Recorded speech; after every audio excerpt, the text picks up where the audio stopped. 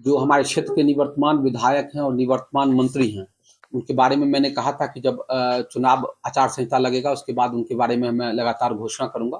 तो कल हमने आप लोगों से साझा किया था कि किस तरीके से मठ की जमीन को हड़पा गया है, और आज मैं आपके साथ एक साझा करने के लिए जा रहा हूँ लैंड फॉर जॉब।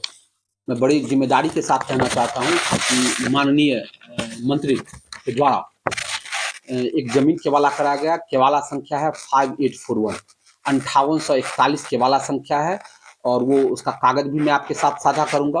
और उन्होंने जमीन जो लिखाया है वो जीवन चौधरी पेशर सीताराम चौधरी, जमीन उन्होंने केवाला कराया है जीवन चौधरी पेशर सीताराम चौधरी निवासी केवटा से।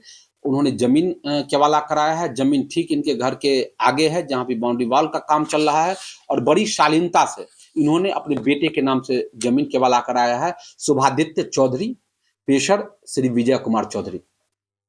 उन्होंने जो जमीन केवाला कराया है वो जीवन चौधरी पेशर सीताराम चौधरी से उन्होंने जमीन खरीदा है, और जमीन जो लिखाया गया है वो शुभादित्य चौधरी पेशर विजय कुमार चौधरी के नाम से जमीन लिया है। तो आपने कहेंगे इसमें नया क्या है? इसमें नया यही है कि इसके ठीक बाद जीवन कुमार चौधरी के बेटे सूरज कुमार चौधरी को विधान पार्षद में ऑफिस अटेंडेंट के पद पर बहाली होती है।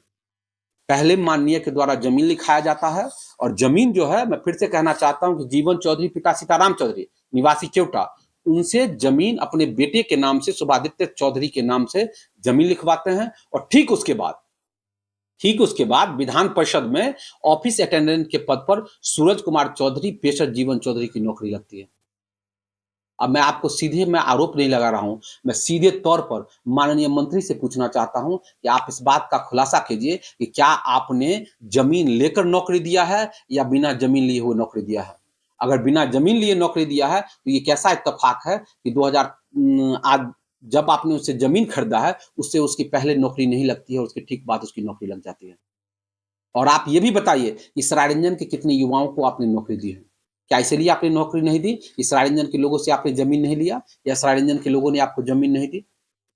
मैं बार बार कहता हूं कि कंबल ओढ़कर घी पीने की कला माननीय मंत्री से बेहतर पूरे बिहार की राजनीति में कोई नहीं जानता है।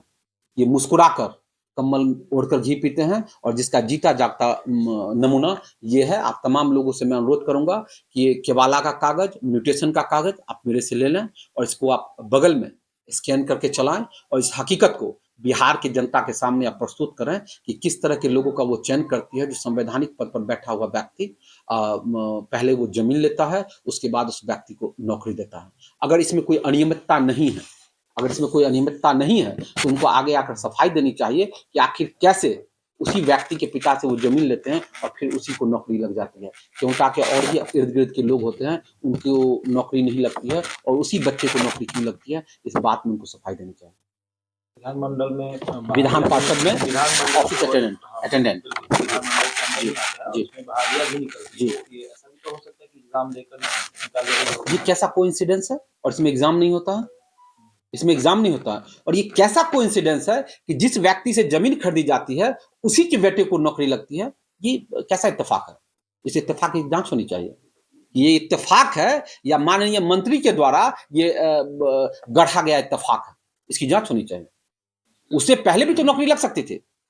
जब उसे जमीन रजिस्ट्री किया गया उससे पहले भी तो नौकरी लग सकती थी, उसके बाद भी तो नौकरी लग सकती थी।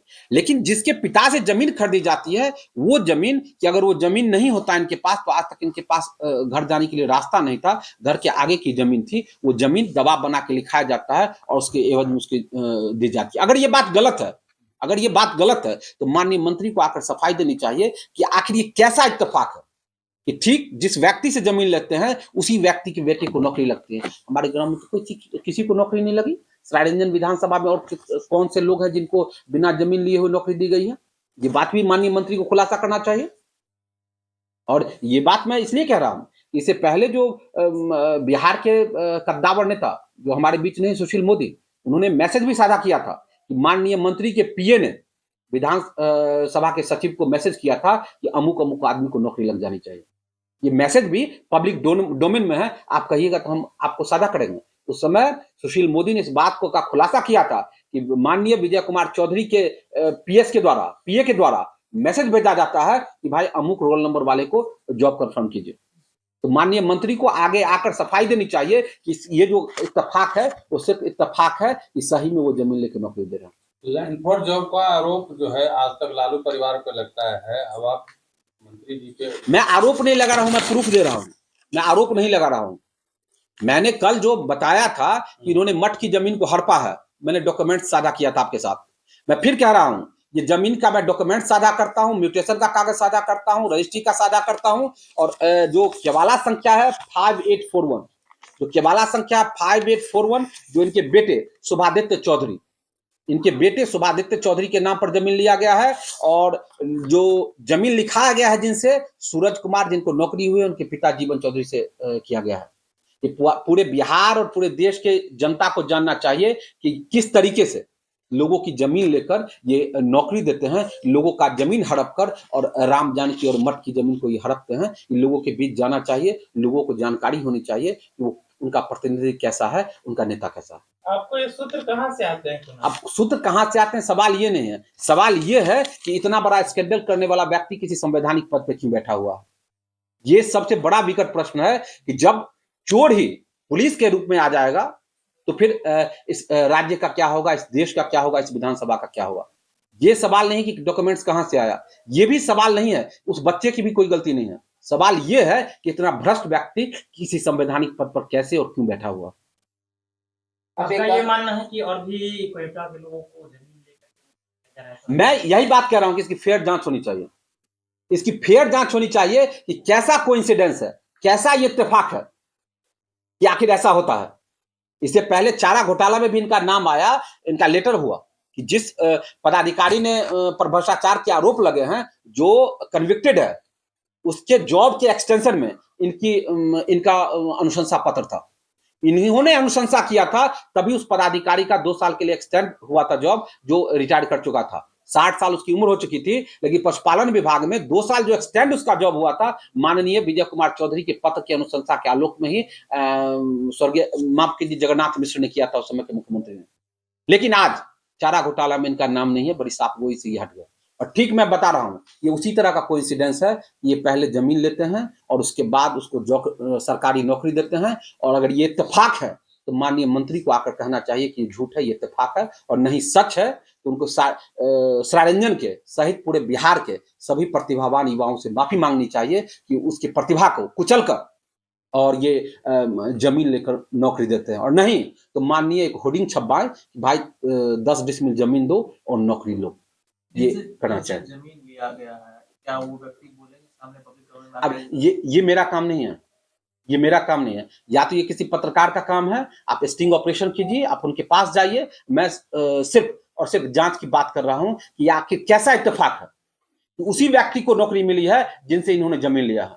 मैं फेयर जांच की मांग करता हूं, और नहीं अगर मंत्री इसमें संलिप्त हैं तो मंत्री को पूरे सरारंजन, पूरे बिहार में होर्डिंग लगाना चाहिए कि तुम मुझे जमीन दो, मैं तुम्हें नौकरी दूंगा। और नहीं ये गलत है तो माननीय मंत्री को आकर ये साफ करना चाहिए, स्पष्ट करना चाहिए कि ये इत्तेफाक है कि हम जिसे जमीन लेते हैं उसी को नौकरी मिलती है, हम जिसे पैसा मिल लेते हैं उसी को नौकरी मिलती है। इससे पहले आप आरोप लगाए थे कि सरारंजन मेडिकल कॉलेज में नौकरी, उस आरोप पर कायम हूं। नरघोगी मेडिकल कॉलेज में जो गार्ड की बहाली हुई है, उस सभी लोगों से किसी से 30,000, किसी से 40,000, किसी से 50,000 रुपया लिया गया है। ये मैं नहीं कहता हूं, पूरे सरायरंजन में सरेआम चर्चा है।